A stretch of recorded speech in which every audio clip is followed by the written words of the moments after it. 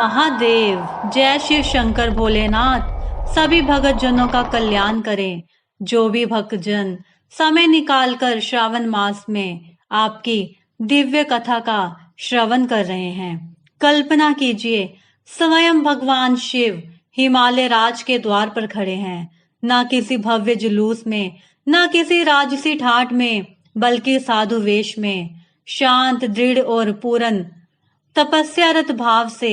क्या आपने कभी सुना है स्वयं शिव अपने ससुराल विवाह हेतु प्रस्ताव लेकर आए हों? जी हाँ, अध्याय 11 की यही वो अनुपम कथा है जहाँ शिव केवल त्रिपुरारी नहीं बल्कि एक आदर्श वर भी बनते हैं। वे हिमालय राज के पास जाते हैं, आग्रह करते हैं और फिर शुरू होता है एक महान संवाद जिसमें छुपा है समर्पण, तपस्या और संयम का अनुपम संदेश।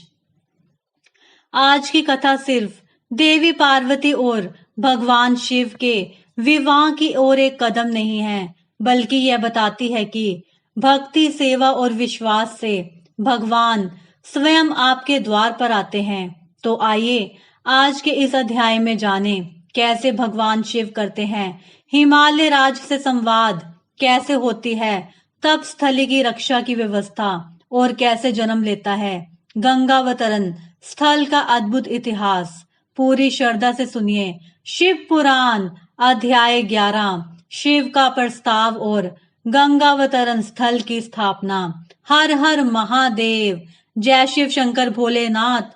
सभी भगत जनों का कल्याण करें। शिव पुराण 11, भगवान शिव का गंगावतरण तीर्थ में तपस्या के लिए आना, हिमवान द्वारा उनका स्वागत, पूजन और स्तवन तथा भगवान शिव की आज्ञा के अनुसार उनका उस स्थान पर दूसरे को न जाने देने की व्यवस्था करना। पुत्री लोक पूजित शक्ति स्वरूपा पार्वती हिमालय के घर में रहकर बढ़ने लगी। जब उनकी अवस्था 8 वर्ष की हो गई, तब सती के वीर से कातर हुए शंभु को उनके जन्म का समाचार मिला। नारद उस अद्भुत बालिका पार्वती को हृदय में रखकर वे मन ही मन बड़े आनंद का अनुभव करने लगे। इसी बीच में लौकिक गति का आश्रय ले शंभु जी ने अपने मन को एकाग्र करने के लिए तप करने का विचार किया। नंदी आदि कुछ शांत पार्षदों को साथ वे लेकर हिमालय के उत्तम शिखर पर गंगावतार नामक तीर्थ में चले आए, जहां पूर्व काल में ब्रह्मधाम से च्युत होकर समस्त पाप राशि का विनाश करने के लिए चली हुई परम पावनी गंगा पहले पहल भूतल पर अवतीर्ण हुई थी। जितेंद्रिय हर ने वही रहकर तपस्या आरंभ की। वे आलस्य रहित हो, चेतन ज्ञान स्वरूप, नित्य ज्योतिर्मय, निरामय, जगन में चिदानंद स्वरूप, दैत्यहीन तथा आश्चर्य रहित अपने आत्मभूत परमात्मा का एकाग्र भाव से चिंतन करने लगे। हर हर महादेव। भगवान हर के ध्यान परायण होने पर नंदी, भृंगी आदि कुछ अन्य पार्षदगण भी ध्यान में तत्पर हो गए। उस समय कुछ ही प्रथम गण परमात्मा शंभु की सेवा करते थे। वे सबके सब मौन रहते और एक शब्द भी नहीं बोलते थे। कुछ द्वारपाल हो गए थे। इसी समय गिरिराज हिमवान उस औषधि बहुल शिखर पर भगवान शंकर का शुभागमन सुनकर उनके प्रति आदर की भावना से वहां आए। आकर सेवकों सहित गिरिराज ने भगवान रुद्र को प्रणाम किया, उनकी पूजा की और अत्यंत प्रसन्न हो हाथ जोड़ उनका सुंदर स्तवन किया। फिर हिमालय ने कहा, प्रभु, मेरा सौभाग्य का उदय हुआ है जो आप यहाँ पधारे हैं। आपने मुझ स्नात का वर्णन किया है कि आप दीन वत्सल हैं। आज मेरा जन्म सफल हो गया, आज मेरा जीवन सफल हुआ और आज मेरा सब कुछ सफल हो गया, क्योंकि आपने यहाँ पर्दापन करने का कष्ट उठाया है।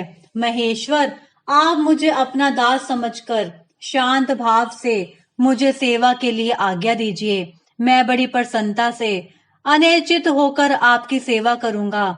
ब्रह्मा जी कहते हैं, नारद, गिरिराज का यह वचन सुनकर महेश्वर ने किंचित आंखें खोली और सेवकों सहित हिमवान को देखा। सेवकों सहित गिरिराज को उपस्थित देख ध्यान योग में स्थित हुए। जगदीश्वर वृषभध्वज ने मुस्कुराते हुए कहा, महेश्वर बोले, शैलराज, मैं तुम्हारे शिखर पर एकांत में तपस्या करने के लिए आया हूँ। तुम ऐसा प्रबंध करो जिससे कोई भी मेरे निकट न आ सके।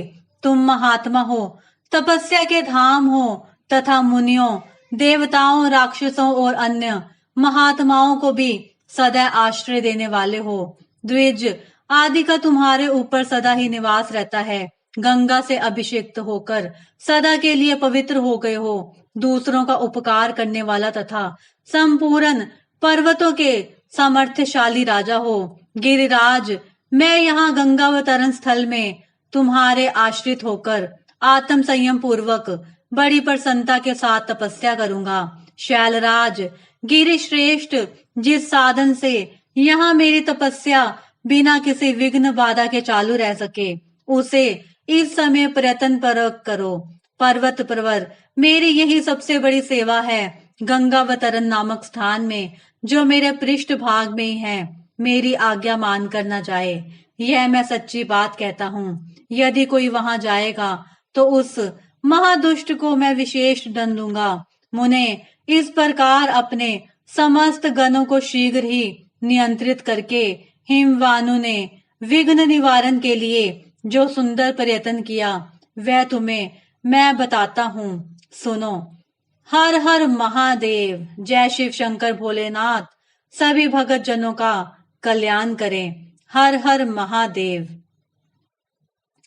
जैसे जैसे हम शिव पुराण की गहराई में उतरते जा रहे हैं, हर अध्याय एक नया भाव, एक नया चमत्कार लेकर आता है। इस अध्याय में आपने देखा, भगवान शिव ने ना सिर्फ हिमालय राज्य से विवाह हेतु प्रस्ताव रखा, बल्कि गंगावतरण स्थल की स्थापना कर एक महान तीर्थ को जन्म दिया। यह कथा केवल इतिहास नहीं, यह भविष्य का संदेश है। शिव सिखाते हैं कि यदि आप सच्चे हैं, संयमी हैं और भक्ति पथ पर अडिग हैं, तो स्वयं भगवान आपकी परीक्षा नहीं, आपकी सहायता करने आएंगे।